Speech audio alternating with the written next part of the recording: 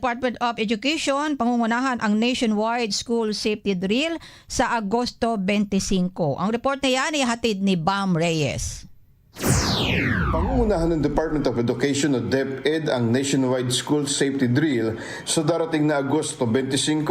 Ang hakbang ay kasunod ng naganap na pamamaril sa loob ng paaralan sa Zamboanga.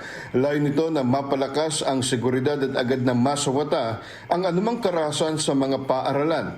Una nang sinabi ni Palace Press Officer Claire Castro na dahil sa pangyayari ay nais nilang muling suriin ang security situation at mga kasalukuyang ipinatutupad na paghihigpit sa mga paaralan. Bam Reyes para sa Radyo Agila. Matatag, matapang, matapat. Maraming salamat, Bam Reyes.